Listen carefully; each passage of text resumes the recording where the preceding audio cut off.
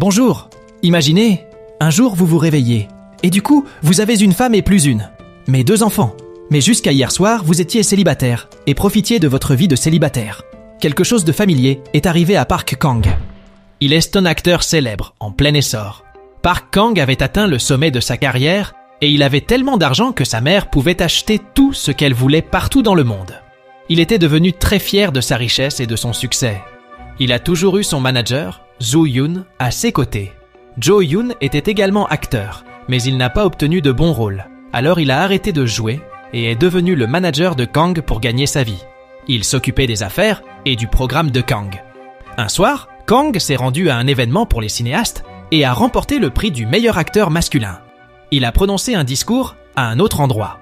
Une fille nommée Soo-Yan, qui était la petite amie de Kang quand il était pauvre, l'a vu recevoir le prix à la télévision. Elle venait de rentrer de New York pour ouvrir son exposition d'art à Séoul ce soir-là. La veille de Noël, le 24 décembre, Joo Yoon était sur le point de rentrer chez lui pour passer du temps avec sa famille. Mais Kang lui a demandé de rester et d'aller dans un bar avec lui. Le même bar où il buvait beaucoup avant que Kang ne devienne célèbre. Là, ils ont parlé et se sont souvenus de leur passé. Joo Yoon et Kang avaient auditionné ensemble pour un rôle il y a longtemps et avaient atteint de manière inattendue le tour final. Kang a eu de la chance et a remporté l'audition, devenant ainsi un acteur célèbre, tandis que Joo Yoon a abandonné le métier d'acteur et est devenu le manager de Kang. Joo Yoon pensait que si Kang n'avait pas réussi l'audition, ils auraient pu fonder une famille avec Soo-Yan et vivre heureux. Kang se souvenait de la façon dont il avait rompu avec Soo-Yan dans ce même bar il y a 10 ans. Kang a poursuivi sa carrière d'acteur et Soo-Yan est allé à New York pour étudier l'art. Lorsqu'ils ont quitté le bar, Kang voulait que Joo Yoon le rejoigne dans un autre bar pour prendre plus de verres. Cependant, comme c'était la veille de Noël, Joo Yoon voulait être avec sa famille à la maison. Il a dit à Kang de prendre un taxi et de rentrer seul chez lui.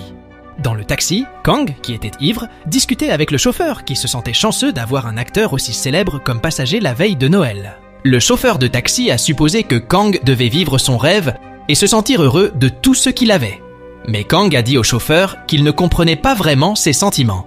Le chauffeur a répondu en disant qu'être riche et célèbre ne garantissait pas le bonheur et le contentement dans la vie. Puis, étonnamment, le chauffeur a posé à Kang une question déroutante. Que ferait Kang s'il avait une chance de changer le passé? Il semblait que le conducteur savait que Kang envisageait de changer le passé. Surtout en ce qui concerne sa rupture avec Soo-Yan. Le chauffeur a proposé de l'aider à transformer cette idée en réalité. Le lendemain matin, Kang s'est réveillé sur le sol d'une maison modeste. Complètement confus, il a vu 2 enfants devant lui l'appeler père. Et il a été choqué de retrouver son amour perdu depuis longtemps, Soo-Yan, également là. Yeon s'est donc avérée être sa femme. On a dit à Kang que c'était sa propre maison et que les 2 enfants étaient ses enfants. Yeon pensait donc qu'il était encore ivre de la nuit précédente parce qu'il avait consommé trop d'alcool. Kang n'arrivait pas à comprendre ce qui lui était arrivé ce matin-là. Kang a essayé de contacter Joo Yoon, mais n'a pas pu le joindre. Kang a décidé de retourner à son appartement. Lorsqu'il est entré, l'agent de sécurité ne l'a pas reconnu comme un résident. Kang est monté au dernier étage et a tenté de déverrouiller la porte de son appartement avec la combinaison, mais cela n'a pas fonctionné. Il a été surpris lorsqu'il a vu quelqu'un d'autre ouvrir la porte de son appartement et a supposé qu'il s'agissait d'un voleur. Kang est entré de force, provoquant une agitation qui a conduit les gardes de sécurité à le retenir. Finalement, Kang s'est retrouvé au poste de police, en colère et déconcerté. La police a expliqué que l'appartement n'était pas répertorié comme étant le sien dans leur dossier. Kang était sous le choc de voir à quel point il avait tout perdu en une seule nuit. Son embarras s'est accru lorsque Soo-Yeon est venu le chercher, prétendant être sa femme. Kang a insisté sur le fait qu'elle n'était pas sa femme, ce qui a amené Soo-Yeon à penser qu'il demandait le divorce. La police l'a calmé, mentionnant que Kang avait prétendu être un acteur et semblait confuse. Tous 2 rentrèrent ensuite chez eux. Kang est arrivé à la maison et Soo-Yeon l'a encore réprimandé pour avoir dit des bêtises. Kang a ensuite rencontré sa fille, Rohi, et lui a expliqué qu'il avait perdu la mémoire et qu'il ne se souvenait plus de sa vie avec eux à ce moment-là. Soo-Yeon a mentionné qu'il était censé rencontrer ses amis après son cours d'art et lui a demandé de s'occuper des enfants. Kang ne voulait pas et a suggéré d'embaucher une babysitter à la place. Soo-Yeon pensait que Kang était toujours ivre et a souligné que le loyer de la maison n'avait pas été payé. Elle a dit à Kang d'arrêter de boire et de l'aider à payer les factures. Kang a posé quelques questions à ses enfants jumeaux et Rohi a déclaré que Kang était un acteur mais pas célèbre. Roha a même montré à Kang une émission de télévision dans laquelle il avait un rôle de camé ce soir-là, ce qui l'a surpris. Soyeon a demandé à Kang d'expliquer ce qui s'était passé ce matin-là lorsqu'il était entré dans l'appartement de quelqu'un d'autre. Kang a révélé qu'il venait d'un monde différent après avoir pris un étrange taxi la nuit dernière. La vie qu'il a eue avec Suyeon n'était pas un choix qu'il avait fait. Le chauffeur de taxi le lui a donné, le conduisant à sa situation actuelle. Suyeon pensait que ce que Kang avait dit n'était qu'un non-sens. Quand Kang était sur le point de dormir, il se sentait mal à l'aise de dormir avec Suyeon après ce qui s'était passé et la réalité à laquelle il était maintenant confronté. Il avait l'habitude de dormir seul, mais maintenant, il devait partager son lit avec quelqu'un qu'il aimait. Ce jours avec sa nouvelle famille avaient à commencer et ils devaient dormir ensemble, manger ensemble, prendre soin de ses jumeaux et être père et mari à la maison. Kang n'avait aucun lien émotionnel avec les jumeaux et il ne parvenait toujours pas à s'adapter à sa nouvelle vie. Cela lui semblait répétitif et ennuyeux. Un soir, Suyeon a rappelé à Kang qu'il avait un programme de tournage avec Mystic TV pour un film. Mystic TV était une chaîne avec de faibles audiences et de mauvais films. Malgré ses bonnes performances et la fierté de sa famille, Kang pensait toujours que la chaîne était terrible. À cette époque, son ami Woo-hee l'a appelé et lui a demandé de l'aider à promouvoir sa représentation théâtrale. Kang s'est rendu compte que dans cette vie, en plus d'être à la télévision, il gagnait également de l'argent grâce au spectacle de théâtre. Lorsque Kang a finalement rencontré Woo-hee, il lui a demandé pourquoi il ne pouvait pas joindre Jo-yoon. Woo-hee a expliqué que Jo-yoon était occupé à promouvoir son tout nouveau film. À la grande surprise de Kang, il découvre que Jo-yoon, qui était son manager dans sa réalité d'origine, était désormais un acteur célèbre dans cette réalité. Kang s'est rendu compte que leurs carrières avaient changé. Un jour, Kang a tenté de visiter l'agence où travaillait Jo-yoon. Il a réussi à rencontrer Jo-yoon, qu'il a quand même reconnu et l'a invité à prendre un repas ensemble. Au cours de leur conversation, Kang a appris que Jo-yoon était devenu acteur, parce que Kang s'était retiré d'une audition finale pour poursuivre Suyan à l'aéroport. Cette décision a permis à Jo-yoon de devenir acteur de cette réalité. Après le déjeuner avec Jo-yoon, Kang est allé retrouver Suyeon dans sa galerie d'art. D'après les paroles de Jo-yoon, Kang a compris qu'il avait intentionnellement manqué l'audition pour être avec Suyan, ce qui était différent de sa réalité d'origine où il avait choisi de rompre avec elle pour poursuivre sa carrière. Depuis lors, son traitement envers Suyeon a changé. Kang a demandé ce qui se serait passé si Suyeon était allée à New York il y a 10 ans. Cependant, Suyeon a déclaré qu'elle préférait sa vie actuelle avec Kang et leurs jumeaux. Le lendemain matin, la mère de Kang a visité leur maison et dans cette réalité, elle était très différente de sa mère dans la réalité originale. En réalité, sa mère était très exigeante, surtout après avoir appris que Kang avait quitté son emploi. Après avoir rendu visite à Kang et à ses petits-enfants, Kang l'a emmené au terminal pour l'expulser. Elle a prié pour que son fils obtienne un bon rôle comme Jo Hee-yoon et lui a donné de l'argent. Elle lui a demandé de soigner sa famille et d'acheter des fleurs pour la tombe de son père. Kang a exécuté sa demande, mais il ne voulait pas visiter la tombe de son père car il y avait de mauvais souvenirs associés. Jo Hee-yoon a compris que Kang ne pouvait pas passer tout son temps à assister à des auditions, alors il a proposé à Kang un poste de manager car il avait besoin de quelqu'un de confiance pour travailler pour lui. Kang a d'abord refusé l'offre. Un autre problème est survenu lorsque lui et ses jumeaux jouaient sur le terrain de jeu. Et tout à coup, Roha a eu un accident alors qu'il jouait seul. Ils ont immédiatement transporté Roha à l'hôpital. Lorsque Suyeon est arrivée, Kang a découvert qu'elle travaillait dans un dépanneur, ce qui l'a offensé parce qu'elle ne le lui avait pas dit et l'a fait se sentir incompétent en tant que chef de famille.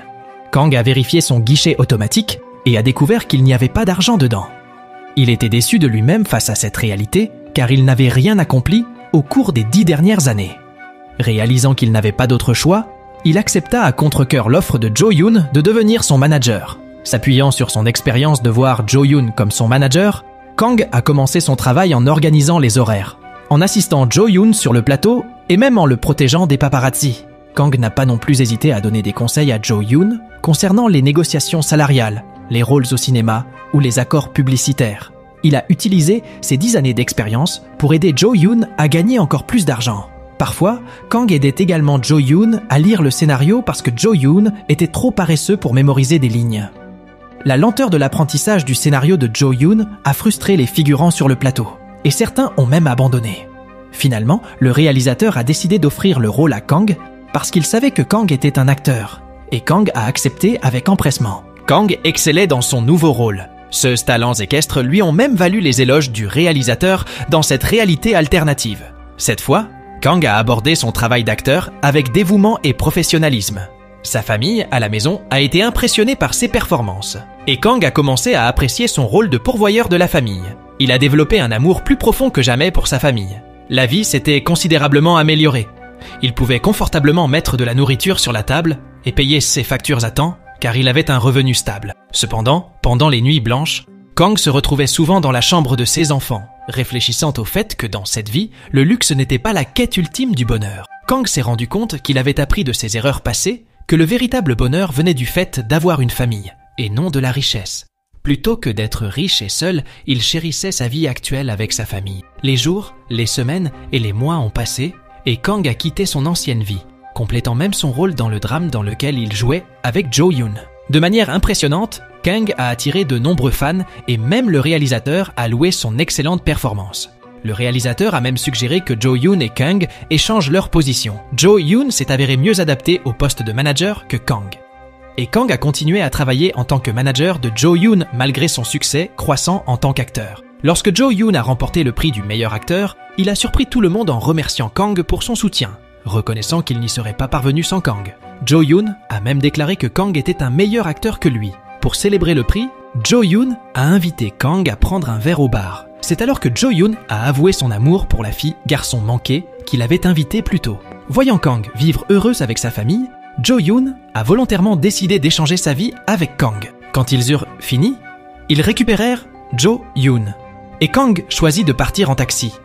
C'était la veille de Noël, tout comme il y a un an, lorsque la vie de Kang avait basculé. En montant dans le taxi, le chauffeur lui a rappelé qu'il lui restait peu de temps avant de retourner à sa vie d'origine. Ce mot a déclenché des souvenirs de sa vie passée. Mais Kang ne voulait pas y retourner. Il voulait rester. Malheureusement, il ne pouvait pas rester. Kang a dû retourner à sa réalité. Le moment venu, Kang s'est mis en colère parce que le conducteur semblait organiser sa vie. Et soudain, la voiture s'est arrêtée. À ce moment-là, Kang réalisa que le conducteur était son père décédé. Son père lui a dit qu'il regrettait de ne pas passer plus de temps avec Kang, parce qu'il était trop concentré sur son travail. Ce moment d'émotion était significatif, car, en réalité, Kang n'avait jamais parlé à son père jusqu'au jour du décès de son père. Kang est rentré chez lui et a serré ses enfants dans ses bras. Il les endormit la nuit, regardant leurs visages innocents, sachant qu'il ne les reverrait plus le matin. Suyeon a ensuite montré à Kang une photo de lui avec son père quand il était enfant. Leur relation n'avait rien de spécial. Mais l'expérience dans le taxi avait changé la perspective de Kang sur la valeur du temps passé en famille. Il a terminé sa dernière journée en partageant un moment sincère avec sa femme. Alors qu'il abandonnait à contre-cœur ce doux moment, Kang se réveilla le lendemain matin dans son luxueux appartement, ressentant un profond sentiment de tristesse. En fin de compte, la belle vie qu'il avait vécue lui avait été retirée, tout comme Jo-yoon était apparu dans sa vie. Kang s'est renseigné sur Suyan, qui organisait une exposition dans la ville. Jo-yoon l'a confirmé et a informé Kang que c'était aujourd'hui le dernier jour de l'exposition. Kang fut surpris, pensant qu'un an s'était écoulé, mais en réalité, un seul jour s'était écoulé avant son départ. Kang a dit à Jo-yoon d'organiser une autre audition et qu'il couvrirait les dépenses. Il part alors à la recherche du lieu d'exposition. À son arrivée, Kang a paniqué alors que l'événement était terminé et que le personnel emballait les tableaux. Cependant, sa surprise grandit lorsqu'il reconnut un tableau représentant la maison dans laquelle il avait vécu pendant son rêve. Suyeon est soudainement apparu et a demandé pourquoi il était là. Sans hésitation, Kang s'enquit de l'origine du tableau. Kang a ensuite emmené Suyeon à un endroit où ils ont vu la même maison d'après son tableau. Kang s'est finalement rendu compte que la vie avec Suyeon avait effectivement été un rêve, et cette réalisation a marqué le moment le plus heureux de sa vie. 2 ans se sont écoulés et Kang a finalement épousé Suyeon. Ils ont également eu des enfants jumeaux, nommés Rohi et Roha, bien que différents de ceux qu'il avait dans son rêve. Cette fois, il était prêt dès le début à se lancer dans une nouvelle vie avec Suyeon. Aujourd'hui, nous visons 100 j'aime. Si vous aimez regarder ce type de résumé de film, rejoignez Film Sommaire dès maintenant en vous abonnant à notre chaîne. Voici quelques autres résumés que vous pourriez rechercher.